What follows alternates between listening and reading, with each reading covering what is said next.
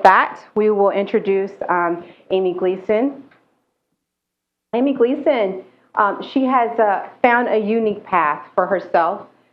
She has encompassed her work as a registered nurse, as well as a passion for technology, as well as a caregiver for her daughter.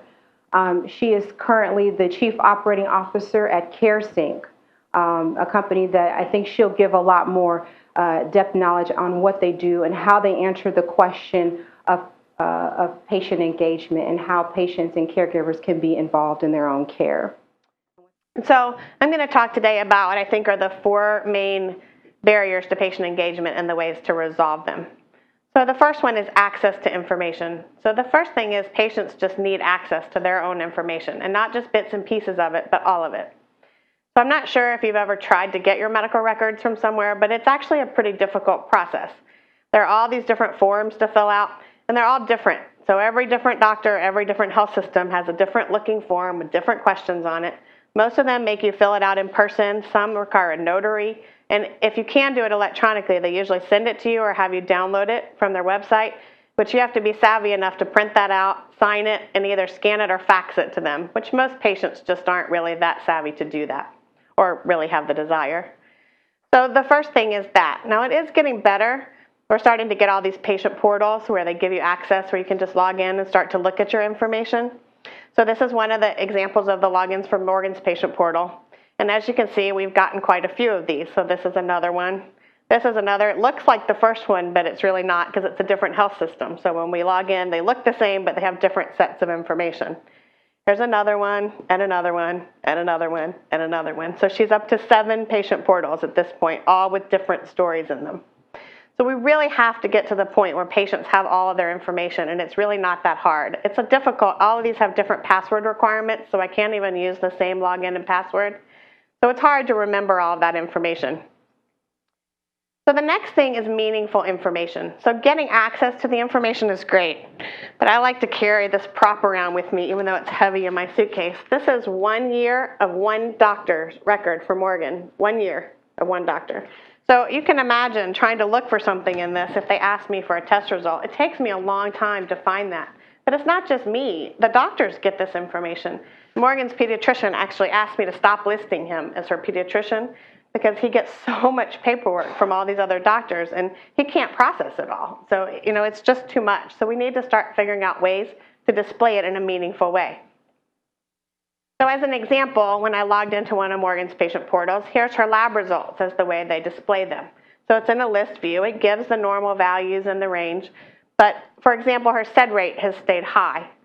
But when you look at it on a graph, you can see that even though it's still high, her SED rate climbed, but then it came back down, and we've had a few spikes. But it's definitely trending downward. But if you just looked at whether it was normal or abnormal, that wouldn't have really told the whole story. But looking at this, you can see that it actually is trending in the right direction. Another example of documents, you can just look at documents one at a time, but on the right side there's a timeline view where you can actually view the information in a medical timeline with summaries of bits and pieces of the information, just the important parts. And you can filter that information. So if you're just looking for information on she had meningitis twice in the last year, and the second time I could actually filter and show them exactly what happened the first time, what they did about it, and how to treat it. That's a lot harder to find in a stack of information than it is in a filterable list that I can share with someone. And then some of this gaming that's coming out is really helpful. So this is a medication tracking app. So it can kind of give you encouragement that you were perfect and you took your meds, or oops, you've missed some on these days. And so it just starts to put the data in a new perspective. So it's making that meaningful instead of just, asking how are you doing with your meds, and kind of gaming that a little bit. So the next barrier is collaboration. So as you can imagine from my story so far, Morgan has a lot of doctors. So these are just a few of them. She has some specialists at All Children's Hospital. She has 2 gastroenterologists in different states. She has a primary care doctor and a rheumatologist. She gets most of her care at one hospital, thankfully. She has specialists at a different health system in Tampa. She sees 2 super specialists in different states.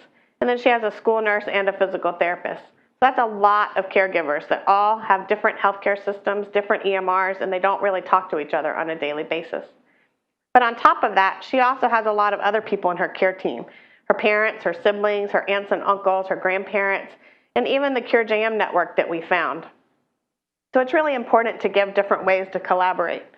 So this is one of the examples on the Cure JM website. There's a message board where you can post, and other parents who live with this disease and helping manage their child every day, they can go and get help from other parents who have real day-to-day advice and help. Here's an example when Morgan got meningitis as a side effect from her IVIG treatment. I posted this online on our private Facebook group, and within 2 hours I had 56 responses from other parents telling me, when my child had this, this is what happened, and this is what you can expect. And I was able to take some of that information back to her doctor and share what's happened, because he only has 4 kids that have her disease. It's not like he's had a lot of experience with this particular issue. So it's been really helpful. And then the last barrier is communication and convenience. So I think Carly stated it really well this morning on stage, that she said, I have a full-time job and I have a full-time unpaid job as a patient, and I don't have time to be going around to all these different systems to do all these different things. So we really have to make it convenient. We need to make it easy for the patient because they're already struggling with enough. So this guy is really what I feel like a lot of the time when I try to interact with the healthcare system. I get all these menu-driven buttons, and it's one thing if you're just trying to get something that you have a few days' time, you can wait. But if you're trying to get help with something pretty quickly or an answer immediately, or even just in the few minutes you have at work or something to make a phone call, it's challenging. So things just simple like messaging and email and making it easy for that. And then I like to say, meet patients where they are already. Use the tools that they already like to use. Like if you can allow text messaging, I know it's a controversial subject, but things that are simple, you know, that you can allow people to do, and including social media, that's really helpful. So to summarize, the main barriers are to remove those barriers is to provide easy access to all of their information, not just some of it, not just their medications or their problems, but all of their health information. And then make that data meaningful so that they can actually use it, not just the patient, but also their family and their providers. And then provide ways for people to collaborate around that information and make that convenient to the patient so that it's easy. So just to step back a little bit to the beginning of the story with Morgan and her diagnosis, I later found out when I got all of her medical records that the biopsy from her tonsillectomy that she'd had when she was 6, 5 years before she started having any problems, said investigate autoimmune disease, but nobody ever told me that. Nobody ever told any of her doctors that, so nobody was aware of it. I found out that just because we were lucky, we got all of her tests the day before she went to camp. But if she had started her steroid treatment and then had the test later, we would have never had a baseline MRI from her disease. So there are a lot of things that happen along the way, and you have to learn to engage and get people, you know, the help that they need. And patients that are engaged can get better care. Thank you.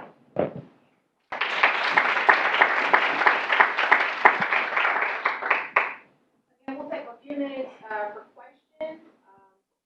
Have anything that is sort of commentary? It's going to take more than a few minutes. We ask that you hold them until the discussion. We have about 3 other speakers that want to speak. We'll take questions right now.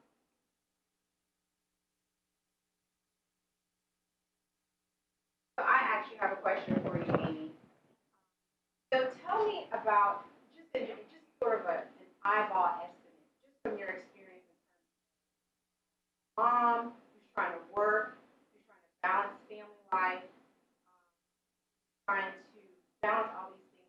Can you give me an estimate, just in your experience, how much money you probably saved yourself in keeping all of these things organized compared to something like this?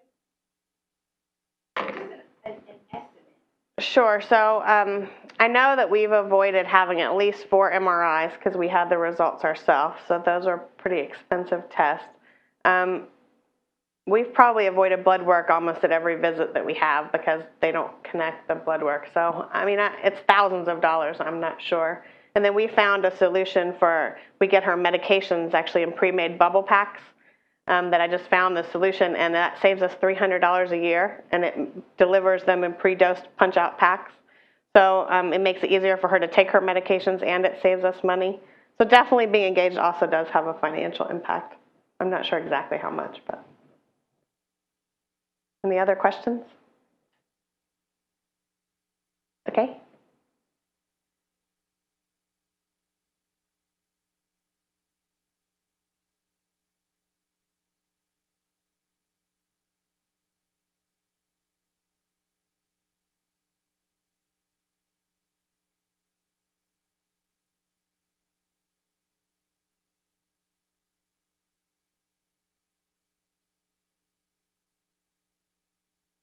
Well, I certainly share things as much as I can on social media. I write at least an annual post kind of what we've learned over our journey. And so I've shared some of that stuff on my personal blog and on Twitter. We also share a lot in our Cure Jam group, but that's a private group. Obviously, I built a company with some other people on called CareSync. That's mainly what we're trying to do is make it easier for patients and make them have meaningful information. So that's trying to give back to the community and make it an easier process. Every state has its own regulation for pediatrics and access to data. 12 and 13 is often a barrier. Have you noticed all this data issues with? Yes, so I'm glad you raised that, actually. So some of the organizations that she's seen in won't allow me to even have a portal login because she's 16, but they'll allow us to get paper records, but then they charge us $1 a page to get those records. But that's one of the things that CareSync actually does is we get the records even if they're on paper, and then we digitize them for people. So that's one of the ways that we worked around that because they have a process in place to manage it for paper, but they haven't figured out the processes to splice the digital data yet. That's what they tell me anyway, why it's that way. I'm just wondering if you could tell us what you found, what you're doing with Morgan here to help her become and where does your growing up and becoming more responsible? How you'll become. So that's a great question. So one of the things we started doing when Morgan was first diagnosed is on the way to each visit, we would ask her, okay, what are you feeling? Think about how you're, because they ask you so many questions at ready fire that if you're not prepared and haven't thought about it, it's kind of difficult to answer. So especially like pain, they ask her how she's feeling. Well, when you're 11 or 12 or even 16 and they say, how are you feeling? You remember the last week, but maybe not the last month or 2 months. So we started kind of paying attention to that more and prepping her to think about it before the answers. Now she's pretty good at obviously telling she's older. But I'm not sure if you've seen her on YouTube, but she actually started her own YouTube channel and blog speaking out about patient experience. So she's well on her way to being, she's very outspoken. But it is an important, you have to teach people, actually, to quote Morgan, she said, you send people to medical school to become doctors, but you don't send people to patient school to become a patient. So it is very important to teach them.